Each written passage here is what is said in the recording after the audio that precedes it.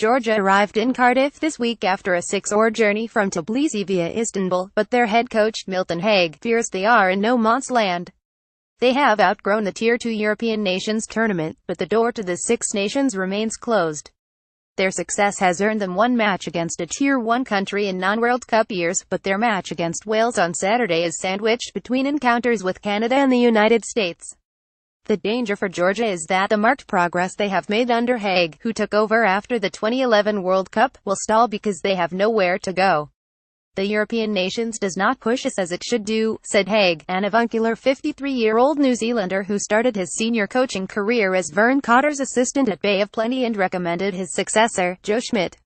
When we get to the November window, we find the gulf between that level and Tier 1 is astronomical.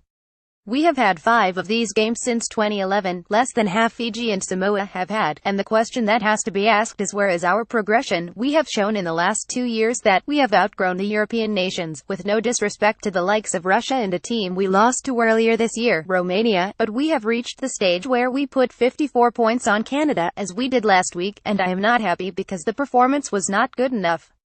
We are doing all that is expected of us, and I would love to have another match against a leading side after Wales because we could measure ourselves. How do we gauge improvement? Italy were in the same position as Georgia when they made the Five Nations Six in 2000, as were Argentina when they became part of the Rugby Championship in 2012.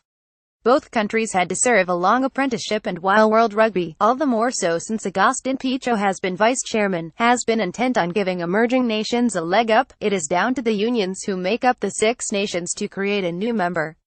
I think we have some hope of getting into the Six Nations, said Hague. There have been conversations, and the new chief executive of the Rugby Football Union, Stephen Brown, has said that it may be time to look at Georgia coming in. That makes how we perform against Wales and Italy next year important, but we appreciate the number one priority is commercial viability. When I arrived in Georgia, you could sponsor the national jersey for $10,000. It costs a bit more now. We have support and regularly get gates of $50,000, and we have a number of partners.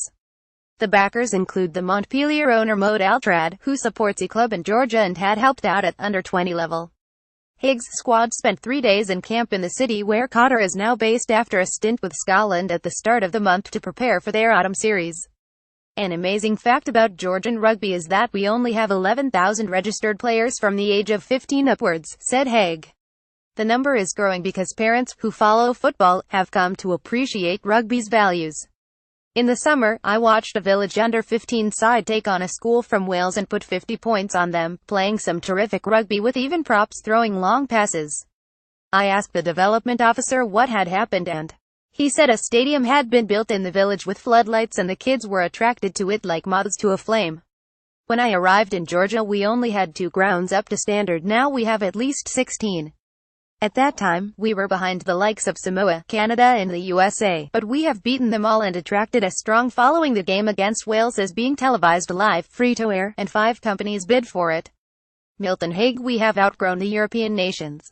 Photograph Fairwoo Evans. Rex Shuttershock. Hague will be pitting his game plan against a fellow New Zealander on Saturday, Warren Gatland, as he did last year in Scotland when Cotter was in charge and in 2014 when Georgia faced Schmidt's Ireland. We had a coaches meeting during the last World Cup and someone remarked it was like a provincial championship gathering of 15 years before because there were so many New Zealanders, he said. There are not many full-time jobs in New Zealand. They told me to go abroad to get experience and then bring it back home. Hague is contracted to Georgia until the end of 2019 and has fallen in love with the country. He lives there with his wife and 2 daughters, the eldest of whom, a gymnast, speaks the language fluently. It is a great place with wonderful food, he said. The driving is a bit idiosyncratic, but you get 4 proper seasons, cold winters and hot summers with beautiful springs and autumns. He has developed a strong management team, backed up by 2 Australians, Richard Graham, who had stints with Australia, Saracens and Bath, and Brad Harris, a New Zealand kicking coach, Dean Cummins, and a Georgian defence coach, Levan Mysashvili, who spends time at Saracens as the club has ties with the Georgian side. A number of players, all forwards apart from 2 scrum halves, play in France's top 14 or the Premiership, but most of the rest are part-timers based in Georgia. They spend 2 mornings a week with us, said Hague. A month before the start of a competition or test window. When I watched Georgia in the 2011 World Cup, they were unidimensional, a big pack and halfbacks who did not involve the backs. That has changed and it is down to coaching.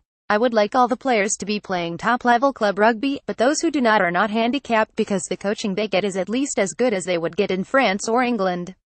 They only get paid if they make the squad, and what drives them is playing for their country. One reason we have never had problems getting players released by French clubs. Georgia are in Wallace World Cup pool in 2019, by which time Haig expects them to be competitive, at the very least. We are a much better side than we were even in 2015, he said. A year ago, we lost in Scotland on an artificial pitch which suited them more than us, but ultimately it comes down to confidence and belief. We played Argentina in the summer, a fixture they gave us knowing where we were coming from, and I said to the players before the game to believe they could win. Not all of them went out there with that mindset, and we gifted Argentina 4 early penalties, but at the end of the match, which we lost by 16 points, they realized it could have been different and that they were able to compete. Where we are now is that it is a genuine contest to win the game. Wales will be formidable whatever team they pick because of their rugby history, but they have not had it all their own way against Tier 2 teams in recent years, beating Japan last year with a late drop goal.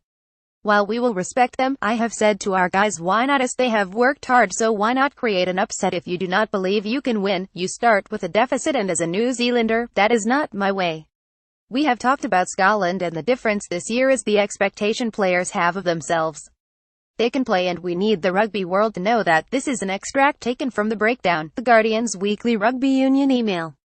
To subscribe, just visit this page, find The Breakdown and follow the instructions.